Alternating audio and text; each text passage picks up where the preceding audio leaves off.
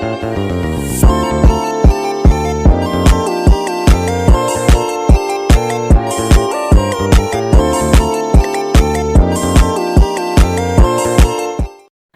video kali ini, saya akan menjelaskan tentang cara melakukan uji validitas dan uji reliabilitas kuesioner menggunakan aplikasi SPSS. Jadi, silakan tonton video ini sampai selesai. Oke, untuk teman-teman yang sedang mengerjakan skripsi atau penelitian yang menggunakan instrumen penelitian itu adalah kuesioner, mungkin video ini dapat membantu teman-teman semua. Jadi, biasanya dalam pengujian kuesioner, yang pertama yang kita lakukan adalah uji validitas dan uji reliabilitas kuesioner. Setelah mendapatkan data dari kuesioner yang telah kita sebar. Nah, pertama saya akan jelaskan sedikit apa yang dimaksud dengan uji validitas dan uji reliabilitas. Jadi, uji validitas adalah suatu ukuran yang menunjukkan tingkat-tingkat kevalidan atau keabsahan suatu instrumen. Sebuah instrumen dapat dikatakan valid apabila mampu mengukur apa yang diinginkan dan dapat mengungkapkan data dari variabel yang diliti secara tepat. Kemudian, uji reliabilitas digunakan untuk menguji keandalan suatu instrumen penelitian. Suatu kuesioner dikatakan andal atau reliable jika jawaban seseorang terhadap pertanyaan adalah konsisten atau stabil dari waktu ke waktu. Nah, kuesioner dikatakan valid dan reliable jika memenuhi persyaratan sebagai berikut. Nah, untuk uji validitas, untuk mengetahui valid atau tidaknya suatu instrumen dapat dilakukan dengan dua cara, yaitu membandingkan nilai R hitung dengan R tabel. Nah, nanti saya akan jelaskan apa itu R hitung dan R tabel. Kemudian syarat yang kedua yaitu membandingkan nilai signifikansi itu lebih kecil dari 0,05, maka data tersebut valid jika sudah memenuhi dua syarat ini. Kemudian untuk uji reliabilitas, persyaratannya adalah nilai Cronbach alpha dari instrumen tersebut adalah lebih besar dari 0,6. Nanti saya juga akan jelaskan yang mana yang dimaksud Cronbach alpha. Oke, lanjut di sini saya akan jelaskan 3 hal yang harus dipersiapkan dalam menguji validitas dan reliabilitas. Yang pertama adalah sudah pasti aplikasi SPSS, karena di sini kita akan menggunakan aplikasi SPSS dalam menguji validitas dan reliabilitas. Nah, di sini saya akan memakai SPSS versi 27. Untuk teman-teman yang memakai versi lain silakan dicoba karena caranya kurang lebih hampir sama. Kemudian yang kedua yang harus dipersiapkan adalah data kuesioner. Yang di sini saya menggunakan data dari kuesioner yang telah saya gunakan di penelitian saya yang sebelumnya. Jadi di sini ada 15 buah pernyataan dari penelitian yang telah saya buat dan yang telah saya sebarkan. Nah, kuesioner ini saya sebarkan kepada 32 orang responden ya, dengan nilai atau skor sebagai berikut.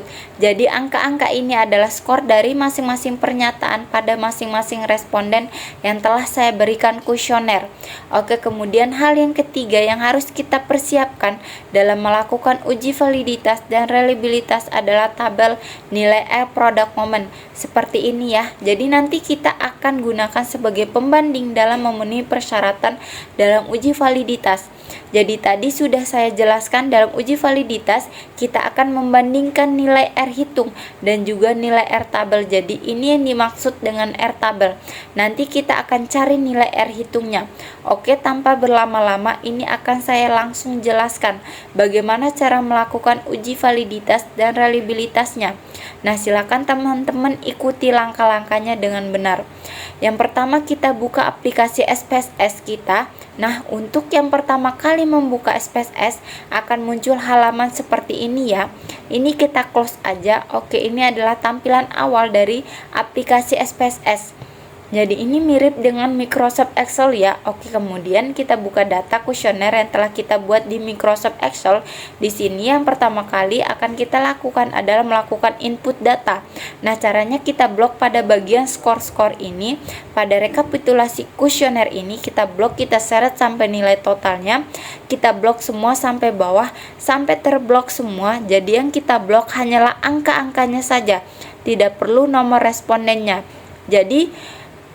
Dan juga kode dari pernyataannya juga tidak perlu. Kita klik Ctrl C, kemudian kita buka SPSS-nya, kita klik sel yang ini ya, kemudian kita tekan Ctrl V.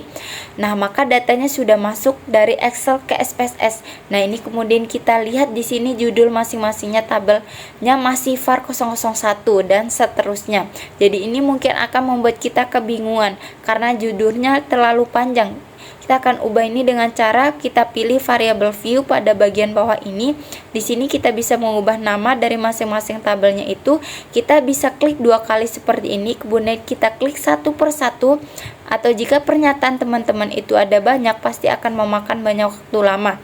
Caranya adalah seperti ini. Agar kita bisa menggantinya dengan cepat, kita klik pada judul kolom ini, pada bagian name ini, kemudian kita tekan Ctrl F. Nah, di sini ada pilihan find and replace, lalu kita klik bagian replace. Nah, pada bagian find ini kita klik var 00, bukan huruf O tapi angka 0 ya. Nah, sini kita klik replace with.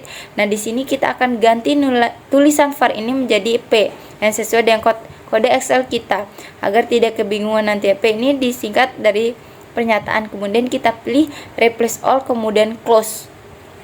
Nah, bisa kita lihat di sini seluruh pernyataannya sudah berubah kodenya menjadi P. Nah, namun di sini hanya ada 15 pernyataan dan yang ke-16 ini adalah nilai totalnya. Ini kita akan ganti menjadi total. Jika sudah, kita kembali ke data view, kita klik ini. Oke, dengan begini data kita sudah terinput semua ke SPSS. Kemudian yang pertama di sini akan saya lakukan adalah uji validitas. Caranya pilih analyze, kemudian pilih correlate, kemudian pilih bifurcate. Nah, di sini ada 2 kolom ya. Kita akan memindahkan seluruh pernyataan pada kolom pertama ke kolom kedua. Caranya klik Ctrl A, bisa kita lihat di sini semuanya sudah keblok termasuk nilai totalnya. Kemudian kita pindahkan ke kolom sebelah kanan ini. Caranya kita pilih tanda panah ini, kita pastikan pada bagian correlation ini tulisan percent ini sudah tercentang.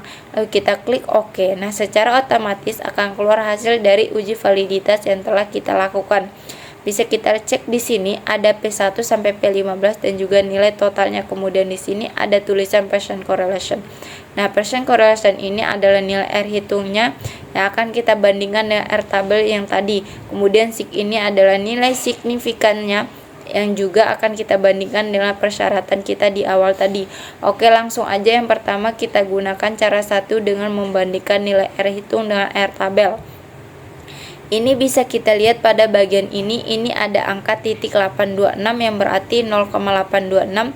Ini untuk P1, kemudian untuk P2 0,28228 dan seterusnya. Di sini kita buka terlebih dahulu tabel produk momen. Nah, caranya mengetahui angka mana yang kita gunakan adalah kita cek berapa responden yang kita gunakan. Nah, pada penelitian ini saya menggunakan 32 responden. Jadi kita cari angka 32 pada nilai N ini. Di sini saya pakai 32 responden, kemudian kita pilih tara signifikannya. Di sini kita akan pakai tara signifikan 5%.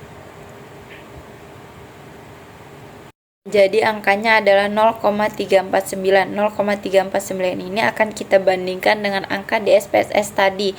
Jadi kita ingat 0,349, kemudian kita masuk kembali ke SPSS, kita cek. Nah, setelah saya cek semua, pada kuesioner saya ini ada yang tidak valid dengan cara yang pertama yaitu membandingkan R hitung dengan R tabel.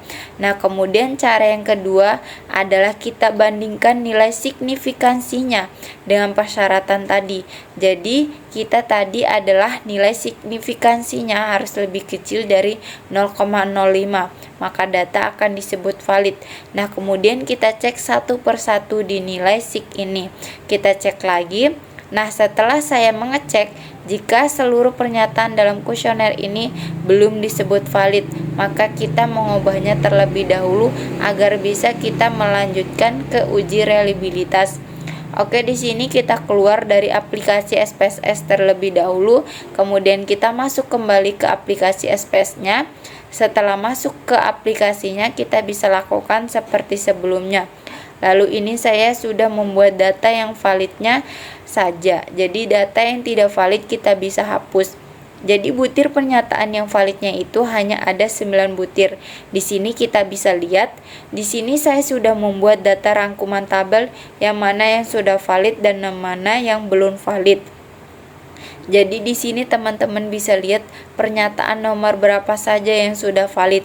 Jadi di sini nomor butir 1, 3, 4, 5, 7, 8, 8, 9, 13, dan 14 itu yang sudah teruji valid, yang sudah sesuai dengan persyaratan kita di awal tadi. Lalu kita kembali ke Excel. Ini sudah saya siapkan data yang valid, lalu kita blok semua datanya, lalu kita input kembali ke SPSS. Ini bisa kita lakukan seperti sebelumnya. Ini bisa kita ubah tulisan var 001 ini jadi P seperti sebelumnya juga. Setelah semuanya kita edit, kembali ini kita langsung kita pilih analyze, kemudian pilih scale. Setelah itu pilih reliability analyze, ini kita klik.